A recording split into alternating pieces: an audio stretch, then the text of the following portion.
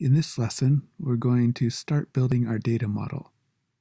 The most basic part of a data model is a managed object. A managed object is just a Dart object. Aqueduct uses this object to define a database table.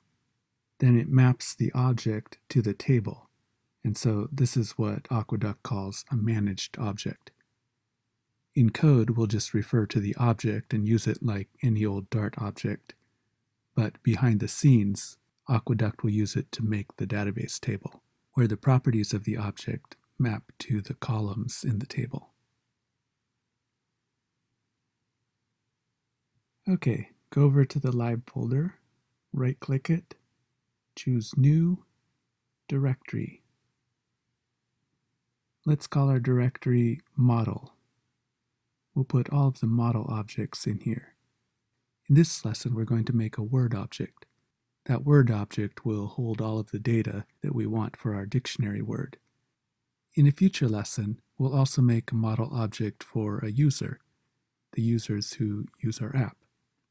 Right now, we're going to create a new file. Right-click Model, choose New File, and we'll call this word.dart. Okay, we'll make a class. It will be a private class to this library, so we'll start it with an underscore, and we'll call it Word. The properties of this class will map directly to the columns in our database table. So the first column will be the ID, that is the row ID. We'll also want another column in the database to be the word itself. And then the next column is a little different. Its type is document. Document is an Aqueduct type, and it just refers to a JSON object or array. So we're going to name this property content. And as a JSON object, it can hold anything really. So we can use it to hold the description of our word. But because it's JSON, it's just a map, we could also use it in the future to hold, say, the part of speech, like a noun or a verb. Or we could add something else for an example sentence. Now, we want to tell Aqueduct what the primary key is. And we can do that with an annotation and just type primary key. So that's auto-incrementing. Then word, we want all the words in the database to be unique. We don't want any duplicates. We can also do that with an annotation. That's the column annotation. So column, we'll make it unique, set that equal to true, and we want it indexed. So we'll set that equal to true. The document we'll just leave as it is now. We'll leave it all as the defaults. If you go over to the Aqueduct documentation and scroll down to the guides, databases and ORM, and modeling data and relationships, if you scroll down, you'll get to a table with the different kinds of annotations you can use. Primary key, database type, nullable, unique, and so on.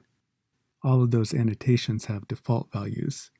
So, for example, on unique, the default is false, or on index, it's also false. So when we wanted our column to be unique and indexed, we had to set these to true. Our document column is just using all the defaults.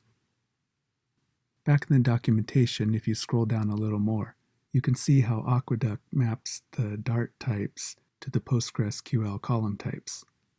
Document in Aqueduct is just a JSON object or array, but in PostgreSQL it's a JSON B type. B, by the way, stands for binary. When the JSON is saved in binary form, it's faster to do lookups than when it's in string form. Okay, so we have our private word class here, underscore word, but that class is just a plain old Dart object. Now we need to make a managed object class. So we'll type class, and this will be a public class. We'll call it word, and it will extend manage object. The type will be underscore word, and it will also implement underscore word. Because it implements underscore word, it'll have all of the same properties as that class. So Aqueduct will use that class internally. But externally in our application, we're going to use the public word class. Okay, that's it for a managed object.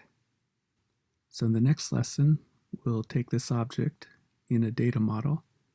We'll also create a persistent store and use that to make our managed context. And managed context is what we can do to do query operations on the database. See you in the next lesson.